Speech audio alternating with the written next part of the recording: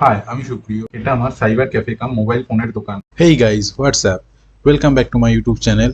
আপনারা যারা যারা আমাদের এই চ্যানেলটিকে এখন অবধি সাবস্ক্রাইব করেননি, প্লিজ চ্যানেলটিকে সাবস্ক্রাইব করে নেবেন। পাশে থাকা বেল আইকনটিকে প্রেস করবেন পরবর্তী ভিডিওর নোটিফিকেশনটা পাওয়ার জন্য। তো বন্ধুরা, পুজো দিয়ে কাজ করার জন্য বসে পড়েছি এবারে চেয়ারে বসে কম্পিউটারটাকে প্রপারলি স্টার্ট করে নিচ্ছি।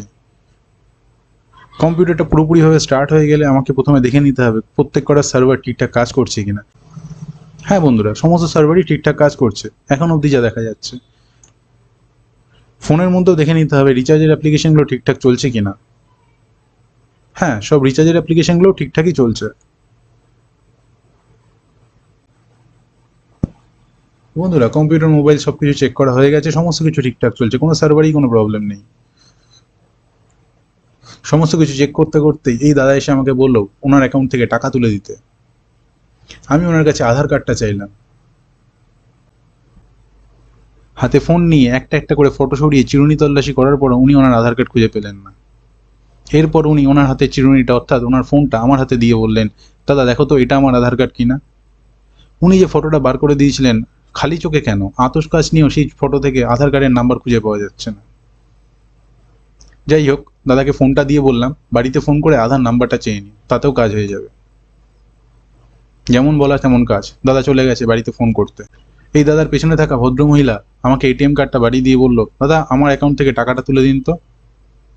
আমি ওনার এটিএম কার্ডটা নিয়ে ওনার অ্যাকাউন্ট থেকে টাকা তুলে দিচ্ছি। ফোন থেকে ট্যাক ট্যাক ট্যাক ট্যাক করে ওনার টাকাটা তুলে দিয়ে ওনাকে দেখিয়ে দিলাম আপনার অ্যাকাউন্ট থেকে এত টাকা তোলা হয়েছে, এত টাকা রয়েছে। উনিও ঘাড় নাড়লেন।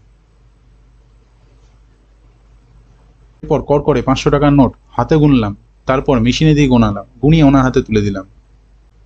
পাশ থেকে আরেক দাদা বলছে, ভাই আমার রিচার্জটা। ও, যেই দাদা প্রথমে এসেছিল সেই দাদা আবার আধার কার্ডের নাম্বার পেয়েছে। তো দাদা আমাকে বললো, না আর ফোন হাতে দেবো না, এবার আমি মুখে বলবো। তো দাদা মুখে নিজের আধার কার্ডের নাম্বারটা বললো। আমি ভালো করে শুনে ঘাড় নেড়ে কম্পিউটারের ভেতর ওনার আধার কার্ডের নাম্বারটা লিখে নিলাম। আধার কার্ডের নাম্বার লিখে ওনাকে বললাম, এই মেশিনের মধ্যে হাতে ঠেপা দিন। ঠেপা মানে বুড়ো আঙুল দিন। লাল রক্তমাখা আলোয় দাদার হাতের আঙুলের ছাপ নিয়ে আমি দাদাকে বললাম, দাদা হাতটা তুলে নিন, এবার আমার হাতের ছাপ দেওয়ার পালা।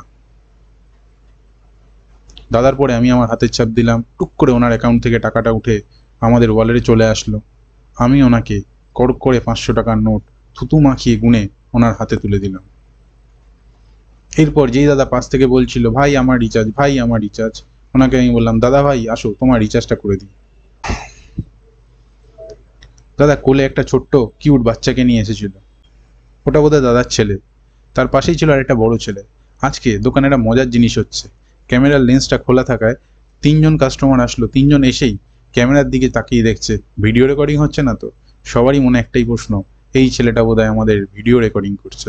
ওদিকে গরমে আমার অবস্থা কেরোসিন, নিজেকে অনেকটা সেদ্ধ ডিমের মতন মনে হচ্ছিল, ঠিক যেন মনে হচ্ছিল ভেতরটা গরমে সেদ্ধ হয়ে যাচ্ছে। গরম সহ্য করতে না পেরে দোকান ফাঁকা থাকায় এদিক ওদিক হাঁটাহাঁটি করছিলাম। শেষমেশ ভাবলাম অনেক হলো, এবার আর পারছি না। ঘামটা মুছে দরজাটা বন্ধ করে চালিয়ে দিলাম এসিটা। এসির হাওয়া গায়ে লাগতে সে যেন মনে হচ্ছে ঠিক স্বর্গে পৌঁছে গেছে। উফ কি ঠান্ডা। তো বন্ধুরা, আজকের ভিডিওটি অবধি। ভিডিওটি ভালো লাগলে লাইক করবেন, কমেন্ট করে আপনাদের কোনো মতামত থাকলে জানাবেন, এবং যারা এখন অবধি আমাদের চ্যানেলটিকে সাবস্ক্রাইব করেননি চ্যানেলটিকে সাবস্ক্রাইব করে নেবেন এবং পাশে থাকা বেল আইকনটিকে অবশ্যই প্রেস করবেন।